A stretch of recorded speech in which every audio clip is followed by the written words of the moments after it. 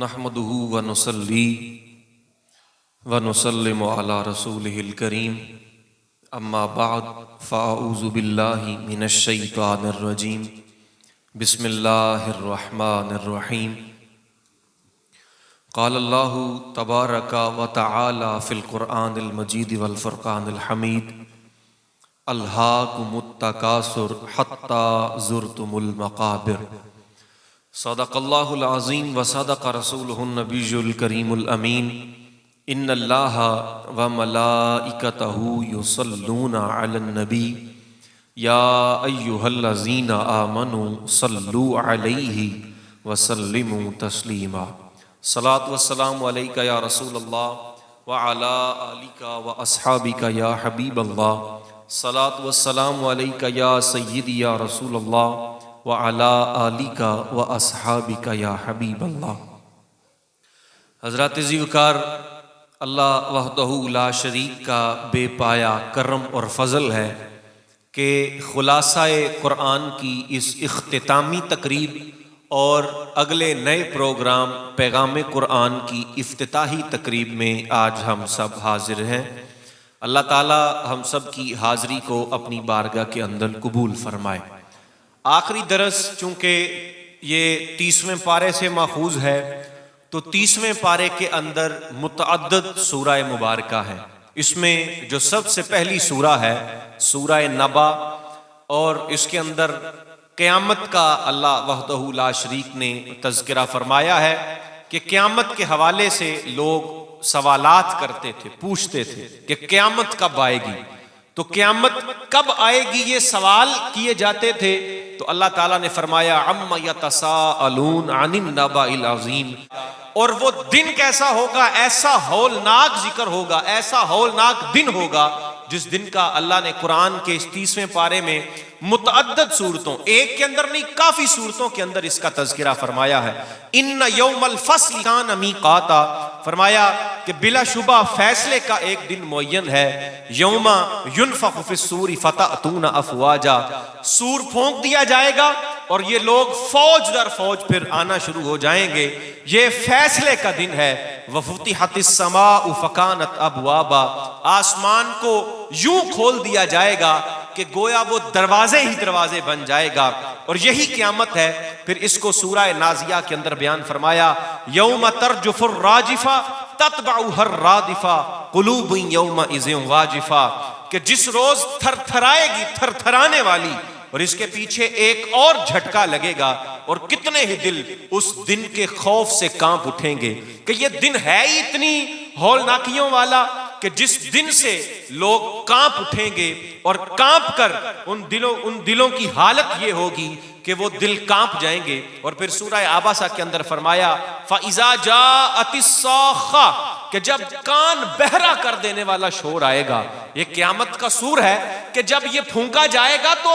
یہ اتنی شدت والا ہوگا کافروں کے اوپر کہ یہ کانوں کو بہرا کر دے گا۔ یہ جب بڑا عظیم الشان شور اٹھے گا، یوم یفر المرء من اخیہ وامہ وابی وصاحبتہ وبنی، یہ دن وہ دن ہوگا کہ جس میں ہر انسان دوسرے سے راہ فرار اختیار کر لے گا۔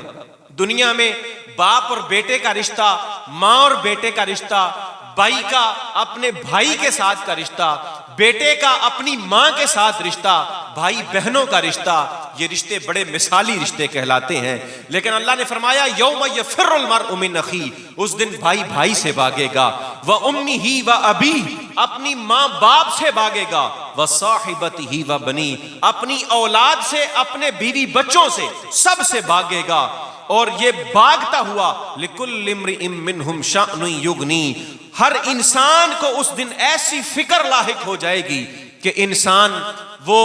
ایسی فکر کے اندر اور ایسی تشویش کے اندر مبتلا ہو جائے گا کہ اسے اور کسی کی خبر ہی نہیں رہے گی، اسے اور کسی کا پتہ ہی نہیں چلے گا۔ تو یہ ایسا عظیم الشان دن ہوگا۔ اس کے بعد فرمایا کہ کچھ لوگ ہوں گے جن کے چہرے بڑے خوشی کے ساتھ چمکتے ہوئے ہوں گے، وہ بڑے مسکرا رہے ہوں گے۔ یہ ان لوگوں کے چہرے ہیں جنہوں نے نیک اعمال کیے اور اللہ اور اس کے رسول صلی اللہ علیہ وسلم کی زندگی، اللہ اور اس کے رسول صلی اللہ علیہ وسلم کی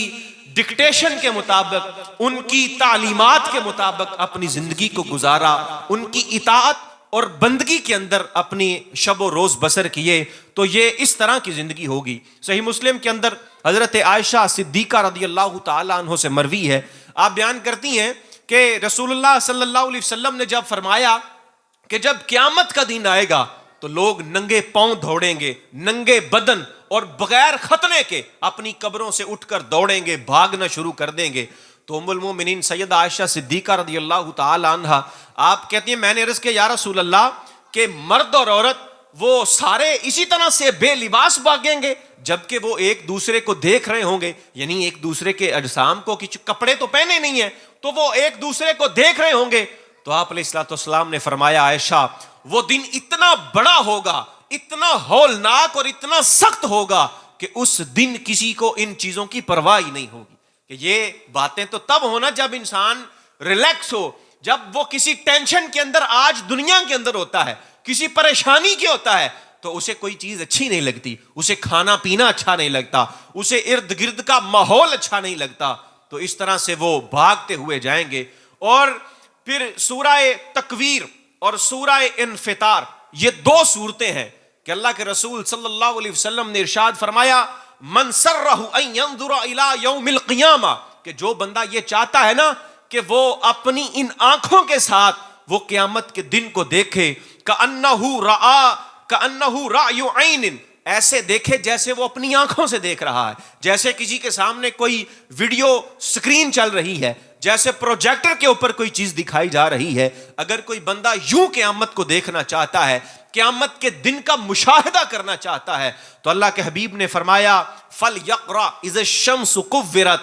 اور وہ بندہ سورہ تکویر یعنی اذا الشمس کورت یہ والی سورہ اور سورہ انفطار یعنی اذا السماء انفطرت، یہ دو صورتیں پڑھ لے۔ جو بندہ یہ صورتیں پڑھ لے گا تو گویا اس کو یہی ہوگا کہ جیسے وہ اپنی آنکھوں کے ساتھ قیامت کو دیکھ رہا ہے، کہ اللہ نے ان صورتوں کے اندر قیامت کے دن کی ہولناکیوں کو بیان فرمایا ہوا ہے۔ پھر آگے اس کے بعد جو تیسری سورہ مبارکہ وہ سورہ عبسہ ہے۔ اس سورہ کا آغاز ہوتا ہے عبس وتولی ان جاءہ الاعمی،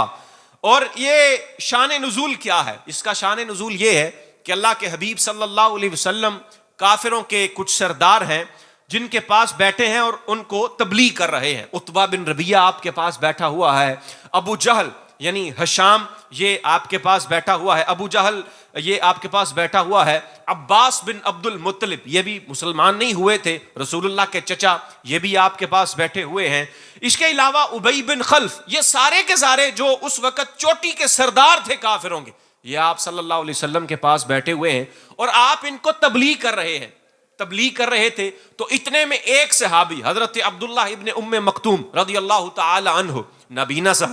نابینا صحابی ہیں، یہ چلتے ہوئے آئے اور آ کر حضور کے پاس بیٹھ گئے۔ کوئی بات پوچھنی تھی تو بات پوچھنے کی غرض سے ان کو پاس کسی نے کھڑے نے منع بھی کیا، لیکن یہ اس کو ہٹا کر تو یہ آگے چلے آئے۔ اللہ کے رسول صلی اللہ علیہ وسلم نے جب یہ دیکھا کہ یہ نابینا صحابی آ رہے ہیں تو آپ کے دل کے اندر ذرا سی بات آئی کہ میں اب ان چودھریوں کو، یہ جو مکے کے ہیں کافروں کے سردار ہیں، ان کو سمجھا رہا ہوں اور ان کو تو ویسے ہی غریبوں سے بڑی چڑ ہے، تو اگر میں نے ان کو عبداللہ ابن ام مکتوم کی طرف اپنی توجہ کر دی تو یہ کافر کہیں بھاگ ہی نہ جائیں، یہ کہیں دین کی تبلیغ کو چھوڑ ہی نہ دیں، یعنی دین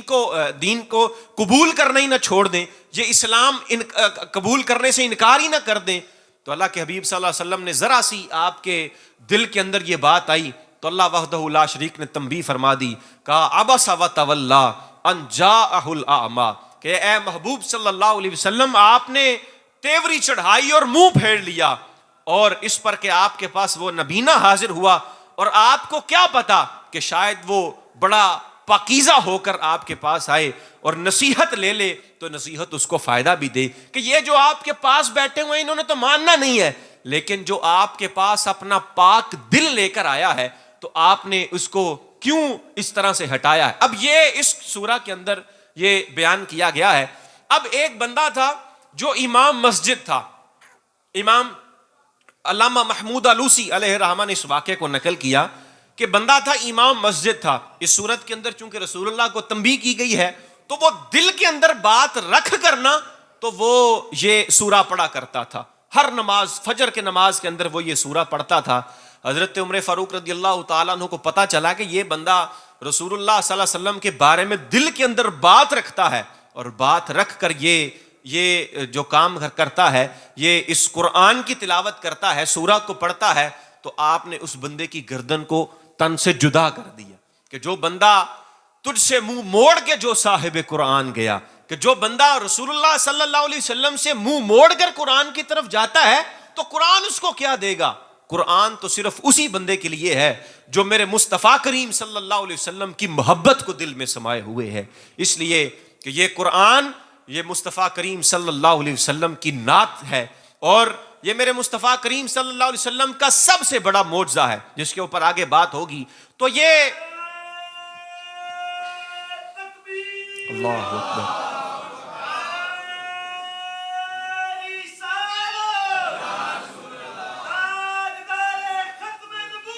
زندہ باد،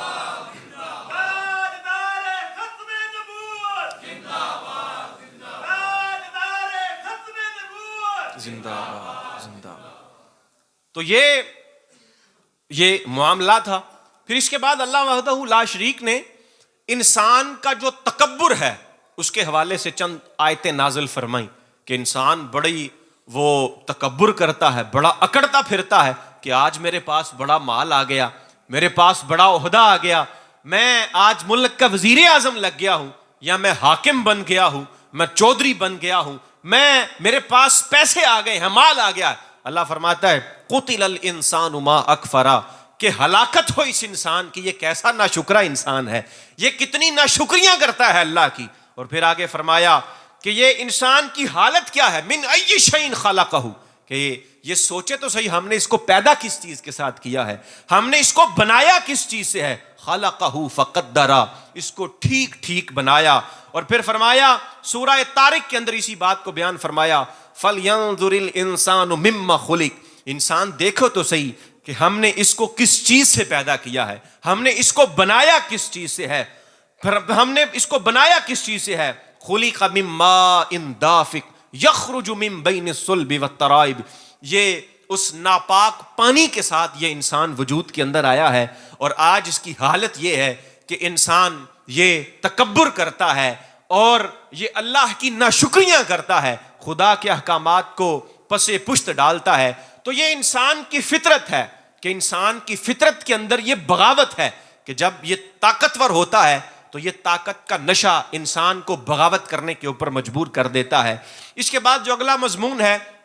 وہ سورہ مطففین کے اندر اللہ نے فرمایا ویل للمطففین، کہ ناپ تول میں کمی کرنے والوں کے لیے بڑی خرابی ہے. جو لوگ ناپ تول کے اندر کمی کرتے ہیں ان کے لیے اللہ کے حبیب نے فرمایا بڑی خرابی ہے کہ یہ ناپ تول کے اندر کمی کرتے ہیں، اور یہ اتنا بڑا جرم ہے. اور انسانوں کی حالت کو بیان فرمایا الذین اذا اکتالوا علی الناس یستوفون واذا کالوہم او وزنوہم یخسرون الا یظن انہم مبعوثون. فرمایا کہ لوگوں کی حالت یہ ہے کہ جب یہ کسی کو دیتے ہیں، مال تول کر دینا ہے نا تو کم دیتے ہیں، لیکن جب کسی سے لیتے ہیں تو پورا ٹھیک طرح سے تول کر لیتے ہیں. اور یہ انسان سوچتا یہ ہے الا یظن انہم مبعوثون، یہ جو الا ہے یہ حرف تنبیہ ہے کہ جیسے ہم نے کسی دیوار کے اوپر لکھا ہوا ہوتا ہے کہ خطرہ، یہاں اس چیز کو ہاتھ نہ لگائیں، اس کے اندر بجلی ہے، اس کے اندر کرنٹ ہے. یہاں تنبیہ لکھا ہوتا ہے، وارننگ لکھا ہوتا ہے، ڈسکلیمر لکھا ہوتا ہے، تو کچھ نہ کچھ اس کا مطلب ہوتا ہے کہ اس میں خطرے والی بات ہے. تو اللہ جب فرماتا ہے نا الا، اس کا مطلب ہے سنو، خبردار ہو جاؤ. الا یظن انہم مبعوثون، کہ خبردار، کیا تم یہ گمان کرتے ہو کہ تمہیں ہم دوبارہ اٹھائیں گے نہیں؟ کیا تم یہ گمان کرتے ہو کہ ہمیں دوبارہ اللہ تعالیٰ ہمیں پیدا کرنے کے بعد بس چھوڑ دیا ہے تو چھوڑ دیا ہے؟ تو یہ بات نہیں ہے، بلکہ ہم تمہیں اٹھائیں گے اور تم سے ہر چیز کے بارے میں سوال کیا جائے گا. حضرت عبداللہ ابن عمر رضی اللہ تعالیٰ عنہ بیان کرتے ہیں کہ رسول اللہ صلی اللہ علیہ وسلم ہمارے پاس آئے اور فرمایا کیا ہے مہاجرین کے گروہ، ان قریب کچھ ایسی چیزیں ہیں جن کے اندر تم مبتلا ہو جاؤ گے. حضور نے 5 چیزوں کا تذکرہ فرمایا، کہا کہ تم ان 5 چیزوں کے اندر مبتلا ہو جاؤ گے. اور میں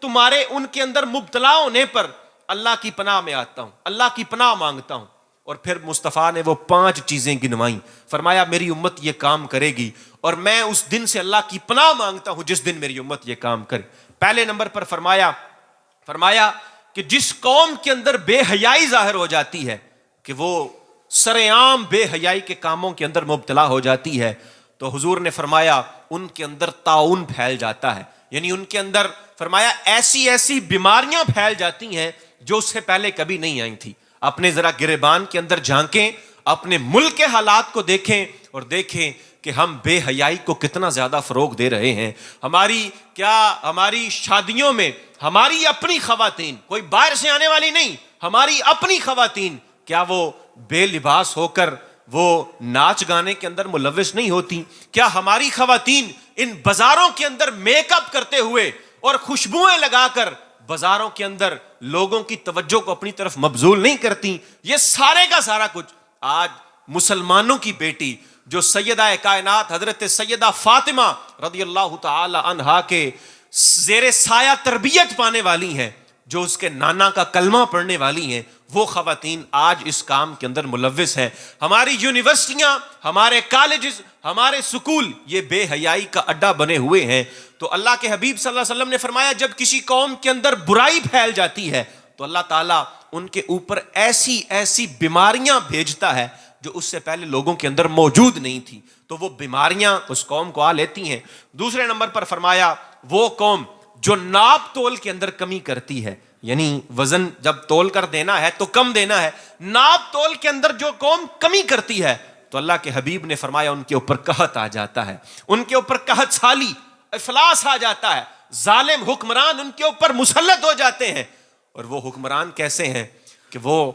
کوئی کسی کے اوپر رحم ہی نہیں کرتے، کسی کے اوپر ترس ہی نہیں کرتے، یہ غریبوں کی، مظلوموں کی آہیں اور سسکیاں ان کو سنائی نہیں دیتی، ان کو کوئی ان کے کان پر جوں تک نہیں رینگتی۔ تو اس کی وجہ کیا ہے کہ یہ قوم ناپ تول کے اندر کمی کرتی ہے، یہ قوم جب سودا سلف بیچتی ہے تو اس کو کم کر کے بیچتی ہے، اور کوئی 20 روپے کی 30 روپے کی چیز ہے تو اس میں بھی کوشش ہے کہ 5 گرام 10 گرام کم میں بیچوں، تو وہ 5 گرام 10 گرام آج تو تم کم کر لو گے، آج تمہیں بہت زیادہ لگیں گے، لیکن جب قیامت کا دن ہوگا تو اللہ تعالیٰ ایک چیز کے بارے میں تم سے سوال کرے گا۔ اس لیے اللہ کے حبیب نے فرمایا جو قوم ناپ تول کے اندر کمی کرتی ہے تو اللہ تعالیٰ ان کے اوپر ظالم حکمران مسلط کر دیتا ہے اور ان کے اوپر قحط آ جاتا ہے۔ تیسری چیز فرمایا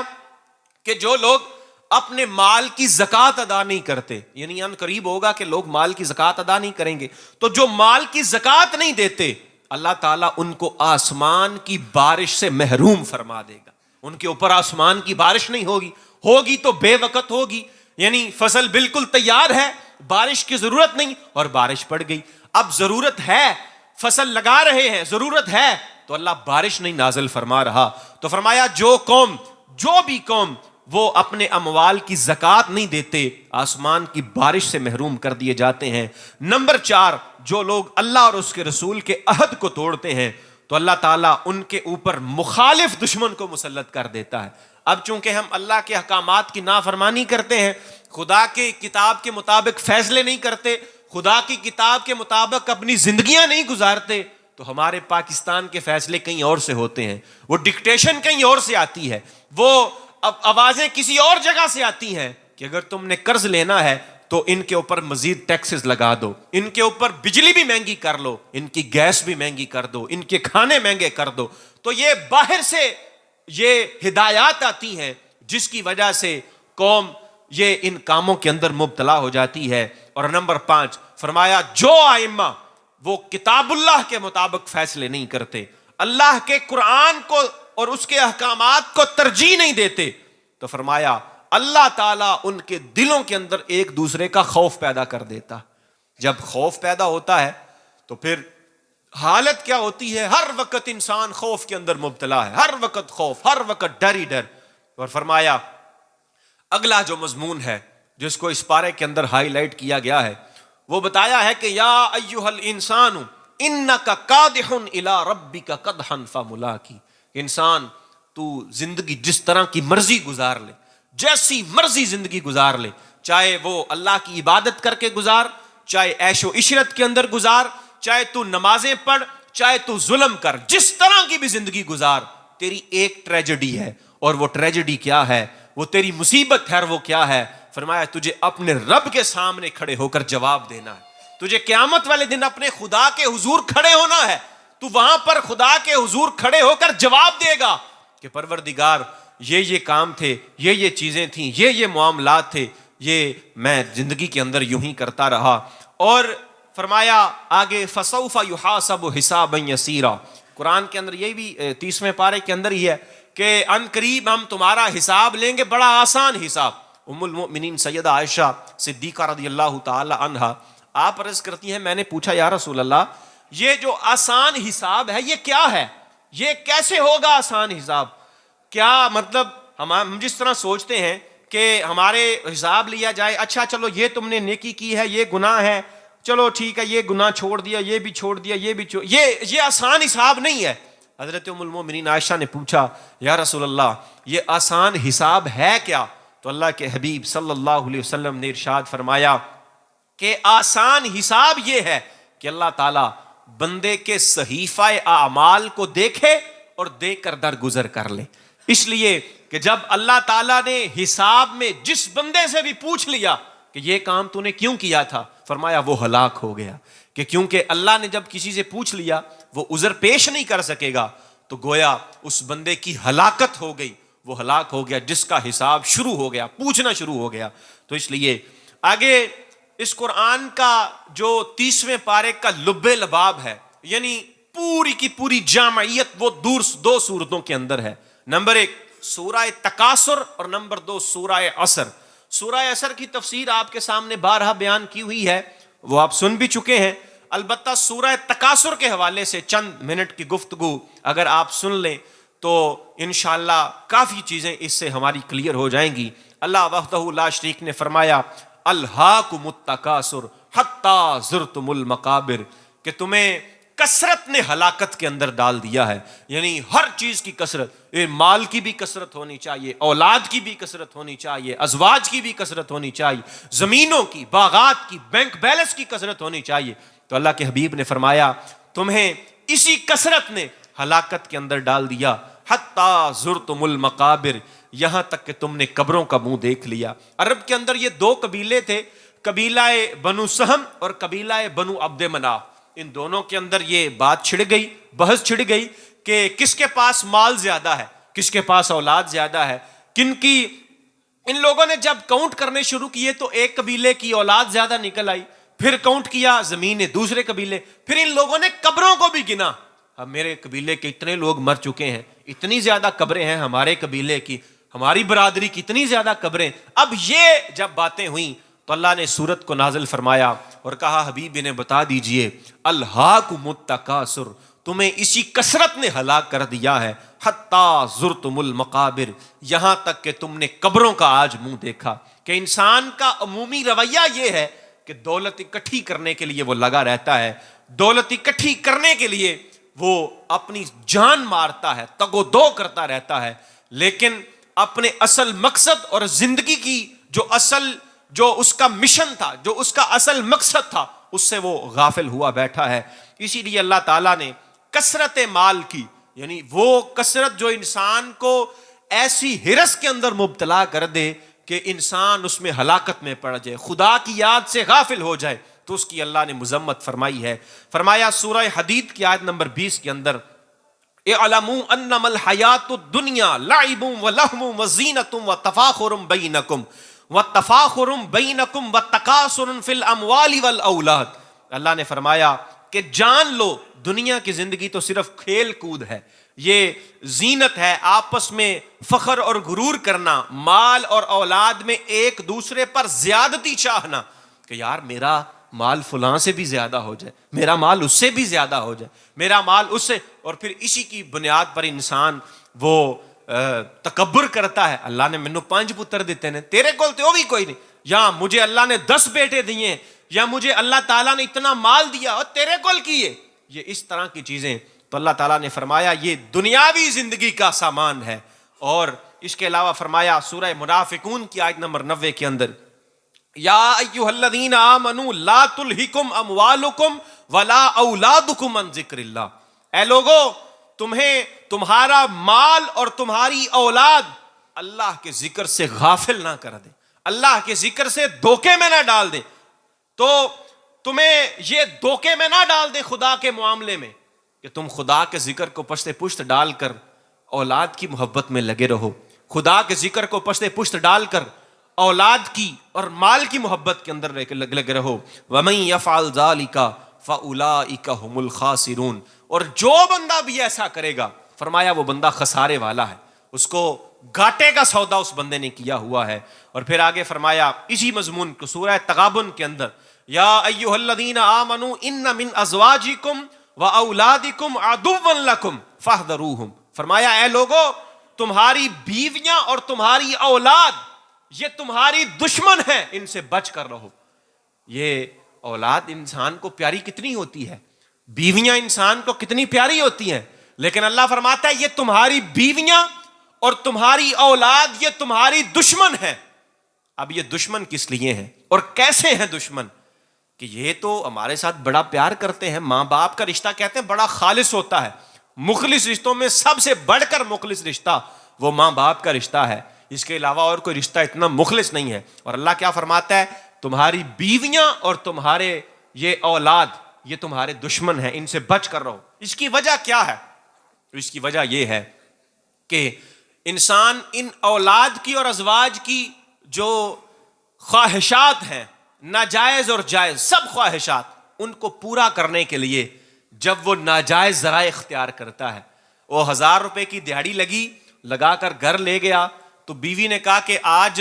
میرے بچوں کا گوشت کھانے کو دل کر رہا ہے، 500 روپے کا گوشت لے لیا، 200 روپے کا گھی لے لیا، 300 روپیہ تھا 300 کا آٹا لے لیا، اور اگلے دن کسی جگہ پر جانا پڑ گیا، کسی جگہ پر شادی پر جانا ہے، کپڑے نہیں ہیں اور جوتا نہیں ہے، یا اس طرح کی کوئی چیز کی ضرورت پڑ گئی تو بیوی اب بندے کو تانے دیتی ہے، جس دن سے تیرے گھر میں آئی ہوں میری صورت یہ ہے کہ مجھے تو کبھی پیٹ بھر کر کھانا بھی نہیں ملا۔ یہ انسان کی اور بیویوں کی، اور یہ میں آپ کے ساتھ کوئی ایسے اپنے منہ کی بات نہیں کر رہا، صحیح مسلم کے اندر حدیث مبارکہ ہے، اللہ کے حبیب صلی اللہ علیہ وسلم نے فرمایا کہ عورتوں کی فطرت ہی ایسی ہے کہ ایک دن ان کو ذرا سی تکلیف آ جائے، پورا سال ان کو یشی کرواؤ، کھانا کھلاؤ اور سارے کی ساری موجیں کرواؤ،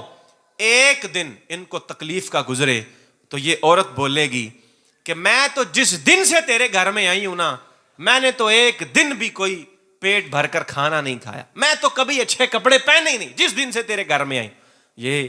پھر انسان مجبور ہو جاتا ہے، انسان رشوت لینے پر مجبور ہو گیا، وہ اوپر کی کمائی کا قائل ہو گیا، وہ دیہڑی لگانے کے لیے ناکے پر کھڑا ہے تو وہ اب چلان تو اس نے کرنا تھا، تو وہ اب اس لیے 500 روپے کا چلان تھا تو 200 روپیہ وہ نیچے والی جیب سے لے کر اس نے لے لیا اور اس کو جا کر اپنے گھر کے اندر اپنی بیوی بچوں کو کھلایا۔ تو فرمایا ایسی بیوی اور ایسی اولاد جن کی جائز ناجائز خواہشیں پورا کرنے کے لیے تم اللہ اور اس کے رسول کے احکامات سے بغاوت کرو، خدا کے قوانین کو توڑو، خدا کی حدود کو پامال کرو، ایسی اولاد اور ایسی بیویاں تمہاری دشمن ہیں، اس لیے کہ ان اولاد کے ان بیویوں کے چکر میں تم نے کیا کیا، تم نے اپنی آخرت کو برباد کر لیا۔ اور یہی وہ اولاد ہے نا کہ آج کسی کے گھر میں فوتگی ہو جائے تو یہی اولاد کیا کرتی ہے، حافظ جی ذرا بچے کا لے آجے، کیوں جی حافظ جی ذرا بچے بھیجنا، ذرا وہ گھر میں پڑھائی کر لیں، خود جا کر اتنی بھی فرصت نہیں ملتی کہ 20 منٹ بیٹھ کر اپنے باپ کے لیے قرآن پڑھ سکیں، 20 منٹ بیٹھ کر وہ اپنی ماں کے لیے قرآن پڑھ سکیں، اتنی فرصت نہیں ملتی۔ اور ماں باپ بھی وہ اپنی اولاد کے لیے جمع کرتے رہتے ہیں، کثرت کرتے رہتے ہیں، مال اکٹھا کرتے رہتے ہیں، لیکن وہ اولاد جب مرنے کا ٹائم ہوتا ہے تو وہ اولاد ماں باپ سے چہرہ پھیر لیتی ہے کہ اب وہ غسل دینے تک کے لیے تیار نہیں۔ آپ سوچیں گے جناب غسل دینا تو مولوی صاحب کا کام ہے، تو یہ غسل دینا مولوی صاحب کا کام اس لیے ہے کہ آپ لوگوں کو آتا نہیں ہے، ورنہ یہ غسل دینے والا کام یہ گھر والوں کا ہے کہ وہ اگر کسی کا باپ فوت ہو جائے تو جس طرح سے اس کو پیار محبت کے ساتھ نرمی کے ساتھ غسل اس کا بیٹا دے سکتا ہے، کیا مولوی صاحب اتنے پیار سے دے سکتے ہیں؟ کیا اگر کوئی خاتون مر جائے اس کو نہلانے والی غسالہ آ کر اس طرح سے غسل دے سکتی ہے جتنی پیار اور محبت کے ساتھ اس کی بیٹی نے غسل دینا تھا؟ نہیں دے سکتی، اس لیے کہ ہم نے ان چیزوں کو کبھی سیکھا ہی نہیں ہے، ہم نے اولاد کو کبھی دین سکھانے کی طرف توجہ ہی نہیں کی۔ تو جب ہم خدا اور اس کے رسول صلی اللہ علیہ وسلم کے دین کی اتنی بنیادی چیزوں کو بھی نہیں سیکھتے تو پھر ہمیں اس کا نقصان کیا اٹھانا پڑتا ہے کہ ہماری حالت یہ ہے کہ اب ہم بستر مرگ کے اوپر پڑے ہوئے ہیں، مر رہے ہیں، اور ہماری اولاد اپنے کاموں کے اندر لگی ہوئی ہے، اپنے جمگٹوں کے اندر لگی ہوئی ہے، وہ اپنی مصروفیات کے اندر لگی ہوئی ہے۔ حضرت مطرف رضی اللہ تعالیٰ عنہ اپنے والد سے روایت کرتے ہیں، میں نبی علیہ السلام کے پاس حاضر ہوا اور آپ اس وقت الہاکم التکاثر کی تلاوت فرما رہے تھے، تو آپ علیہ السلام نے فرمایا ابن آدم کہتا ہے میرا مال میرا مال۔ اے ابن آدم، تیرا مال وہی ہے جسے تو نے کھا کر فنا کر دیا، یا پہن کر بوسیدہ کر دیا، یا صدقہ کر کے آگے بھیج دیا۔ جو تو نے کھا لیا پی لیا وہ بوسیدہ ہو گیا، جسم پر پہن لیا تو وہ تو تیرا مال ہو گیا، یا وہ مال جس کو تو نے اللہ کی راہ میں صدقہ کر دیا وہ مال بھی تیرا ہو گیا۔ لیکن وہ مال جو تو اپنی اولاد کے لیے چھوڑ کر جا رہا ہے، وہ مال جو تو اپنے بیوی بچوں کے لیے چھوڑ کر جا رہا ہے، وہ تیرا مال نہیں ہے۔ اگرچہ حدیث کے اندر آتا ہے کہ اپنے اولاد کے لیے مال چھوڑ کر جاؤ، تو اس کا یہ مطلب نہیں ہے کہ آپ اللہ کی راہ میں خرچ کرنے سے مکمل طور پر ہاتھ باندھ لیں کہ نہیں جناب خدا کی راہ میں کوئی چیز خرچ نہیں کریں گے، تو اس کی بڑی مذمت قرآن و سنت کے اندر آتی ہے۔ پھر اسی طرح سے حضرت عمر بن عوف رضی اللہ تعالیٰ عنہ سے روایت، رسول اللہ نے فرمایا خدا کی قسم مجھے تمہارے غریب ہو جانے کا ڈر نہیں ہے، مجھے ڈر تو اس بات کا ہے کہ دنیا تم پر کشادہ نہ ہو جائے جس طرح پہلے لوگوں کے اوپر کشادہ ہو گئی تھی، اور پھر تم اس میں رغبت کر جاؤ، یعنی دنیا کو اپنے دل کے اندر بسا لو، دنیا کو اپنی جو خواہشات ہیں ان کو پورا کرنے کے لیے دنیا اپنا سارا کچھ اپنا دنیا کو ہی بنا لو، اور پھر فرمایا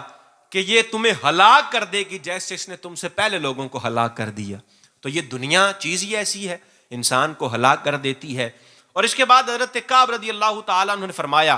کہ جب جو انسان دل کے اندر لالچ رکھتا ہے نا، جو ہرس کرتا ہے، حریص ہوتا ہے مال دولت کی فکر کے اندر، تو آقا کریم صلی اللہ علیہ وسلم نے فرمایا کہ 2 بھوکے بھیڑیے اگر بکریوں کے ریوڑ کے اندر چھوڑ دیے جائیں، 2 بھوکے بھیڑیے بکریوں کے ریوڑ پر چھوڑ دیے جائیں تو وہ اتنا نقصان نہیں کرتے جتنا تم میں سے وہ بندہ دین کا نقصان کرتا ہے، جتنا جو بندہ مال اور عزت کی ہرس رکھتا ہے۔ تو جو بندہ مال کی اور عزت کے لالچ کے اندر لگا پھرتا ہے وہ بندہ وہ اس دین کو تباہ کر دیتا ہے، وہ بیڑیے سے بھی زیادہ خطرناک ہے۔ اسی لیے فرمایا الہاکم التکاثر حتی زرتم المقابر، حتی زرت، تم قبروں تک پہنچ گئے۔ اور یہ اولاد جن کے لیے ہم نے سارا کچھ کیا تھا وہ اولاد بھی آج ہمیں پوچھنے کے لیے تیار نہیں ہوتی۔ اس کے علاوہ رسول اللہ صلی اللہ علیہ وسلم نے فرمایا، ترمذی شریف کے اندر حدیث مبارکہ ہے، آپ علیہ السلام اپنے مصلی کے اوپر تشریف لائے، دیکھا لوگ ہنس رہے ہیں، حضور نے دیکھا لوگ مسکرا رہے ہیں، ہنس رہے ہیں، آپ نے فرمایا خبردار آگاہ رہو کہ اگر تم لوگ لذتوں کو ختم کر دینے والی چیز کو یاد رکھتے تو تم اپنی ان حرکتوں سے باز رہتے، اور 100 لذتوں کو ختم کر دینے والی موت کا ذکر کثرت سے کرو۔ اور اس کے بعد آپ علیہ السلام نے فرمایا کہ انسان کی جو قبر ہے وہ روزانہ یہ بولتی ہے انا بیت الغربہ وانا بیت الوحدہ وانا بیت التراب وانا بیت الدود۔ آپ نے فرمایا کہ بندے کی قبر روزانہ یہ پکارتی ہے کہ اے آنے والے میں غربت کا گھر ہوں، انا بیت الوحدہ میں تنہائی کا گھر ہوں، میں مٹی کا گھر ہوں، میں کیڑے مکوڑوں کا گھر ہوں۔ تو جب تم نے میرے اندر آنا ہے تو ایسی چیزیں لے کر آنا کہ ان تمام کی تمام چیزوں سے تم حفاظت کر سکو۔ تو یہ ساری کی ساری چیزیں ہمیں اس قرآن سے پتہ چلتی ہیں۔ یہ قرآن ہماری زندگیوں کا مطمع نظر اگر بن جائے تو ہم ان تمام دنیا اور آخرت کی جتنی مصیبتیں ہیں تمام سے کنارہ کش ہو سکتے ہیں، تمام سے پردہ کر سکتے ہیں۔ آگے سنیے، اللہ تعالیٰ نے فرمایا کلا سوف تعلمون ثم کلا سوف تعلمون۔ آپ نے فرمایا کہ پھر تم دیکھ لو گے کلا سوف تعلمون ثم کلا سوف تعلمون، ہاں ہاں تم جلد جان لو گے، پھر ہاں تمہیں اپنی کوششوں کا انجام جلد معلوم ہو جائے گا۔ یعنی انسان ان ساری باتوں کو سن کر تو چونکہ عمل نہیں کرتا، خدا سے ڈرتا نہیں ہے، خدا کے احکامات کے اوپر عمل پیرا نہیں ہوتا، تو فرمایا کلا سوف تعلمون، تم دیکھ لو گے ان قریب، اور پھر تاکید کے ساتھ پھر کہا ثم کلا سوف تعلمون، ہاں ہاں پھر تم ان قریب اس کو جان لو گے، تم دیکھ لو گے۔ اور تم کیا دیکھ لو گے کہ انسان جب ساری کی ساری چیزیں دیکھ لے گا تو اب اس کے اوپر پچھتاوے کے علاوہ کچھ ہوگا نہیں۔ یعنی اب وہ کھلی قبر کے اندر پڑا ہوا ہے، اب وہ بے یار و مددگار پڑا ہوا ہے، تو اب اس کے پاس ہے کوئی نہیں، نامہ اعمال ہے، تو وہ جب کھولا تو قرآن کہتا ہے وَوُضِعَ الْكِتَابُ فَتَرَى الْمُجْرِمِينَ مُشْفِقِينَ مِمَّا فِيهِ وَيَقُولُونَ يَا وَيْلَتَنَا مَا لِهَذَا الْكِتَابِ لَا يُغَادِرُ صَغِيرَةً وَلَا كَبِيرَةً إِلَّا أَحْصَاهَا، فرمایا کہ یہ کیا ہے، انسان یعنی پکار کر کہے گا اوہو یہ کیا ہے، تو میری تو ہر بات کو، کوئی چھوٹی سے چھوٹی بات، کوئی بڑی سے بڑی بات، ساری کی ساری نامہ اعمال کے اندر لکھی ہوئی ہے، کہ وہ چھوٹی سے چھوٹی بات بھی کرامن کاتبین نے لکھی ہوئی ہے، اور وہ نامہ اعمال آج اللہ وحدہ لا شریک کے سامنے پڑا ہوا ہے۔ لا ترون الجحیم، پھر جس کو اللہ تعالیٰ ان لوگوں کو جہنم بھی دکھائے گا۔ اب جہنم کے بارے میں ایک قول تو یہ ہے کہ جہنم صرف جو کافر ہیں، جو بد اعمال ہیں ان کو دکھائے گا، جبکہ ایک دوسرا قول ہے اس کے اندر لکھا ہوا ہے، پھر بیان فرمایا جس کو اکثر مفسرین نے ذکر کیا کہ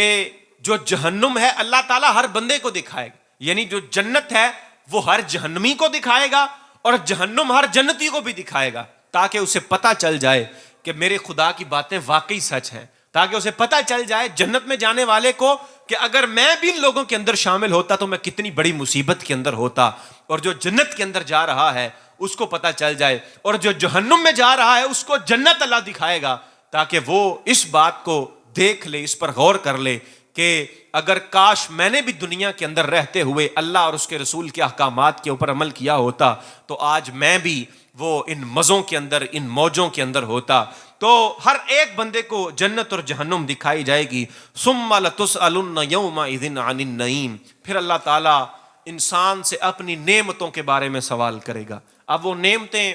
کے بارے میں مختلف مفسرین کے مختلف نظریات ہیں۔ کسی نے کہا کہ ٹھنڈا پانی اللہ کی بڑی نعمت ہے، انسان کے اعضائے بدنیاں یہ اللہ کی بڑی نعمت ہے، انسان کی آنکھیں اللہ کی بڑی نعمت ہے، انسان کا دل اللہ کی بڑی نعمت ہے، انسان کا باقی جسم، یہ سارے کے سارے بہت بڑی نعمت ہیں۔ تو اس میں فرمایا کہ یہ جو نعمتیں ہیں ان نعمتوں میں ایک نعمت امام باقر سے پوچھا گیا کہ یہ جو نعمتیں ہیں یہ کون سی نعمتیں ہیں، تو امام باقر نے فرمایا کہ یہ جس نعمت کے بارے میں یہاں پر تذکرہ کیا جا رہا ہے وہ نعمت اور کوئی نہیں ہے بلکہ ہوا رسول اللہ صلی اللہ علیہ وسلم۔ یہ نعمت اللہ کا رسول صلی اللہ علیہ وسلم انسانیت کے لیے سب سے بڑی نعمت ہے، کہ جن کو اللہ وحدہ لا شریک نے اپنی امت کا غمخوار بنا کر اس دنیا کے اندر بھیجا۔ تو یہ اللہ تعالیٰ پھر یہ اس نعمت کے بارے میں پوچھے گا کہ بتاؤ تم نے میرے محبوب کی قدر کی کہ نہیں کی، تم نے میرے محبوب کی سنتوں پر عمل کیا کہ نہیں کیا۔ اور ایک اور نعمت، اس کے بارے میں امام راغب اصفہانی علیہ الرحمہ نے لکھا کہ ان نعمتوں سے مراد شرائع اسلام اور قرآن ہے، کہ اللہ تعالیٰ پوچھے گا کہ تمہیں میں نے اپنی یہ سب سے بڑی نعمت قرآن عطا کی تھی، تو بتاؤ اس کے مطابق اپنی زندگی گزار کر آئے ہو کہ نہیں آئے، بتاؤ تم نے اپنی زندگیوں کو قرآن کے مطابق ڈھالا ہے یا نہیں ڈھالا، بتاؤ یہ قرآن کے اوپر تم نے عمل کیا ہے یا نہیں کیا، کہ دل کی بیماریاں دور کرنے کے لیے تم نے اس قرآن کو کیوں نہ کھولا، اگر تو تاجر تھا تو تو نے تجارت سیکھنے کے لیے اس قرآن کی طرف رجوع کیوں نہ کیا، اگر تو بزنس مین تھا تو تو نے اپنے بزنس کے اصول اس قرآن سے اخذ کیوں نہ کیے، اگر تو غازی تھا، تو مجاہد تھا، تو کیا تو نے اپنے اس قرآن سے استفادہ کیا،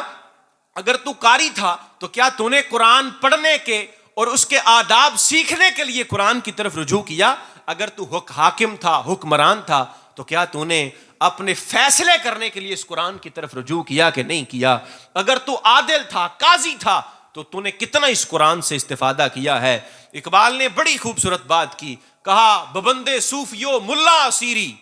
حیات از حکمت قرآن نہ گیری، کہا کہ اے انسان تو صوفی اور ملا کی باتوں کا اسیر بن کے رہ گیا ہے، تجھے صوفی اور ملا نے اپنی زنجیروں کے اندر جکڑ لیا ہوا ہے. با یا تشترا کار جزے نیست کہ از یاسین او آساں بمیری. لیکن تیری حالت یہ ہے کہ قرآن سے تیرا تعلق صرف اتنا ہی تھا کہ اس کی یاسین پڑھ کے تو آسانی سے مر سکے. کہ انسان ساری زندگی قرآن کو ہاتھ نہیں لگاتا، لیکن جب موت نہیں آ رہی، اب جان اٹک گئی ہے، تو اب کہتے ہیں لاؤ یاسین لاؤ، لا کر اس کے سرانے پر یاسین کی تلاوت کرو کہ اس کی جو روح ہے وہ آسانی سے نکل جائے. کہا کہ تو نے قرآن کے ساتھ صرف اتنا ہی واسطہ رکھا، قرآن کے ساتھ تیرا تعلق صرف اتنا ہی تھا کہ تو اس سے آسانی سے تیری موت آ جائے. کہ یہ کتاب تو میں نے نازل کی تھی تمہیں زندگی عطا کرنے کے لیے، یہ کتاب تو تمہیں عطا کی تھی کہ اس کو پڑھ کر تم ہر حرف کے ساتھ نئی زندگی اخذ کرو. یہ کتاب تو تمہیں اس لیے دی تھی کہ اس کو پڑھ کر تم زندگی کے اصول سیکھو، تم ان اصولوں کے مطابق اپنی زندگی کو گزارو. لیکن تم نے اس قرآن کو پس پشت ڈال دیا، تو نے اس قرآن کے اوپر عمل نہیں کیا. حدیث مبارکہ ترمذی کے اندر موجود ہے، حضرت علی رضی اللہ تعالیٰ عنہ بیان کرتے ہیں کہ آقا کریم صلی اللہ علیہ وسلم نے فرمایا الا انہا ستکون فتنہ، فرمایا خبردار تمہارے اوپر ان قریب فتنے ٹوٹ پڑیں گے، فتنے آ جائیں گے. اب حضرت علی رضی اللہ تعالیٰ عنہ کہتے ہیں فقلت مل مخرج منہا یا رسول اللہ، مل مخرج منہا یا رسول اللہ، آقا بتائیے کہ ان فتنوں سے نکلنے کا راستہ کیا ہوگا. اب ذرا امیجن کیجئے کہ ان لوگوں کی جگہ پر اگر ہم ہوتے تو ہم کیا پوچھتے. آقا نے جب کہا نا کہ ان قریب تمہارے اوپر فتنے آئیں گے تو ہم کیا پوچھتے. ہمارے جیسے لوگ، ہمارے اوپر کوئی بندہ اس طرح کی بات کر تو ہم زبان کو چسکا ہے بیان کرنے کا، کانوں کو چسکا ہے سننے کا، تو ہم کیا کرتے ہیں اچھا پھر کیا ہوگا، کیسے فتنے آئیں گے، کیسے کیا آئیں گے، کہاں سے آئیں گے، کیوں آئیں گے، پھر کیا ہوگا. جبکہ صحابہ کرام یہ اللہ تعالیٰ کے سب سے پاکیزہ چنے ہوئے دل ہیں. حضرت علی رضی اللہ تعالیٰ عنہ نے پوچھا وہ سوال جو پوائنٹ کا سوال ہے، آپ نے پوچھا مل مخرج منہا یا رسول اللہ، آقا یہ بتائیے کہ ہم ان فتنوں سے نکل کیسے سکتے ہیں. تو رسول اللہ صلی اللہ علیہ وسلم نے فرمایا کتاب اللہ، کہ تم اس کتاب اللہ، اللہ کی کتاب قرآن کے ساتھ تم فتنوں سے نکل جاؤ گے. تم اگر قرآن پڑھو گے تو تم اگر قرآن پڑھو گے تو تم فتنوں سے باہر نکل آؤ گے. اور فرمایا کہ اس میں تم سے پہلی قوموں کی خبریں بھی ہیں اور تم سے بعد کے لوگوں کی خبریں بھی ہیں. تمہارے درمیان کے امور اور معاملات وہ سارے کا سارا کچھ اس قرآن کے اندر بند ہے، قرآن کے اندر موجود ہے. اور اگر کسی بندے کو یہ قرآن وہ بار بار پڑھتا ہے اس کو پھر بھی وہ سیر نہیں ہوتا، اس لیے کہ یہ اللہ کی چیز ہی ایسی ہے، یہ خدا کی کتاب ہے ہی ایسی کہ ہم ہر روز پڑھتے ہیں، ہر دن پڑھتے ہیں، ہر لمحہ پڑھیں تو تب بھی ہم اس کی حکمتوں کو مکمل طور پر سمجھ نہیں سکتے. تو اسی لیے اللہ کے حبیب نے فرمایا ان باتوں کا اچھی طرح سے خیال رکھو. یہ جو قرآن ہے یہ انسانوں کی ہدایت کا سامان ہے. اللہ نے اس قرآن کو مسلمانوں کے لیے بلکہ پوری کائنات کے لیے کتاب ہدایت بنا کر نازل فرمایا ہے. ایک حدیث مبارکہ کے اندر فرمایا حبل ممدود فی السماء والارض، فرمایا کہ یہ خدا کی رسی یہ ایسی ہے کہ یہ آسمان و زمین میں خدا کی رسی اللہ کا قرآن ہے. اور ایک حدیث مبارکہ کے اندر فرمایا کہ یہ قرآن اللہ کی وہ رسی ہے جس کا ایک سرا تمہارے ہاتھ میں ہے، دوسرا سرا اللہ کے ہاتھ میں اندر ہے، کہ جب تم اس کو پکڑ لو گے تمہارا رابطہ ڈائریکٹ اللہ کے ساتھ ہو جائے گا. جب تم اس قرآن کو سمجھو گے، سمجھنے کی کوشش کرو گے، تمہارے اندر کا میل کچیل، تمہارا سارا گرد و غبار وہ قرآن کی وجہ سے دور ہو جائے گا. تو اسی لیے اللہ وحدہ لا شریک نے فرمایا کلا سوف تعلمون ثم کلا سوف تعلمون کلا لو تعلمون علم الیقین لترون الجحیم ثم لترونها عین الیقین، کہ تم آخرت میں دوزخ کو ایسے دیکھ لو گے یقین کی آنکھ سے، یعنی سارے کا سارا کچھ اب تمہارے سامنے ہے اور یقین کی آنکھ کے ساتھ تم نے اس کو دیکھ لیا ہے. ثم لتسألن یومئذ عن النعیم، تم سے ضرور جملہ نعمتوں کے بارے میں اللہ تعالیٰ پوچھے گا. اس کے بعد سورہ عصر ہے اور اس کے بعد پھر اسی سپارے کے اندر اللہ وحدہ لا شریک نے متعدد صورتیں اور بھی ہیں. سورہ ہمزہ ایک بڑی اہم سورہ ہے. فرمایا ویل لکل ہمزۃ لمزہ، ہلاکت ہے اور اس بندے کے لیے جو روبرو تانے دیتا ہے، یعنی کسی کے ساتھ ملتا ہے تو تانے دیتا ہے، اور جب پیٹھ پیچھے ہوتا ہے تو عیب جوئی کرتا ہے، فلاں بندہ اس طرح کا ہے، فلاں کی عادتیں اس طرح کی. تو اللہ نے فرمایا ویل لکل ہمزۃ لمزہ. ویل کیا ہے؟ یہ ویل کے بارے میں کہا یہ جہنم کے اندر ایسی جگہ ہے جہاں پر جہنمیوں کا پیپ اکٹھا ہو کر آتا ہے، وہ سارے کا سارا پیپ اور ان کا خون بہتا ہوا ویل کے اندر آتا ہے. تو کہا ویل لکل ہمزۃ لمزہ. اور انسان کے بارے میں کہا الذی جمع مالا وعددہ. انسان مال جمع کرتا ہے اور بار بار اس کو گنتا ہے. خوشی ہوتی ہے گن کر، اوہو آج 1,00,000 روپے کی دیہڑی لگ گئی، آج 2,00,000 کی دیہڑی لگ گئی، آج اوہو فلاں بندہ آیا تھا آج مجھے اتنے پیسے. اب بار بار اس کو گن رہا ہے، خوشی ہو رہی ہے، خوشی محسوس ہو رہی بینک بیلنس کو دیکھ کر. الذی جمع مالا وعددہ، یہ مال کو جمع کرتا ہے. اور یحسب ان مالہ اخلدہ، یہ گمان یہ کرتا تھا، خیال یہ کرتا تھا کہ اس کے مال نے اس کو اللہ فانی کر دیا ہے. 4 پیسے آ گئے ہیں تو یہ سمجھتا تھا کہ اب یہ ہمیشہ ہمیشہ اسی دنیا کے اندر رہے گا. مرنے کا خیال ہی ذہن سے نکال دیا تھا. کلا لینبذن فی الحطمہ، ہرگز نہیں، یقیناً وہ حطمہ کے اندر پھینک دیا جائے گا. وما ادراک ما الحطمہ، اور تمہیں کیا پتا ہو یہ حطمہ ہے کیا؟ نار اللہ الموقدہ، یہ اللہ کی بھڑکائی ہوئی آگ ہے، اللہ کی بھڑکائی ہوئی آگ ہے. اللاتی تطلع علی الافئدہ، وہ اللہ کی آگ ہے خوب بھڑکائی ہوئی جو دلوں تک جا پہنچے گی. اتنی شدید اور اتنی ڈاڈی آگ اللہ تعالیٰ نے وہ لگا رکھی ہے. پھر سورہ فیل ہے، اور اسی پارے کے اندر متعدد صورتیں، جس طرح کہ سورہ توحید جس کو قل هو اللہ احد اللہ الصمد، یہ سورہ بھی اسی پارے کے اندر موجود ہے. سورہ فلق، سورہ ناس جن کو معوذتین کہا جاتا ہے وہ بھی اسی پارے کے اندر موجود ہیں. اللہ وحدہ لا شریک سے دعا ہے کہ وہ ہماری اس حاضری کو اپنی بارگاہ کے اندر قبول فرمائے، ہمیں قرآن کا فیض لینے کی توفیق عطا فرمائے، اور ہمیں اس قرآن کے ساتھ جڑنے کی، اس کو سیکھنے کی، سمجھنے کی توفیق عطا فرمائے. انشاءاللہ ہمارا یہ جو قرآن پاک کا خلاصہ تھا 30 کے 30 پاروں کا، وہ آج اپنے اختتام تک پہنچتا ہے.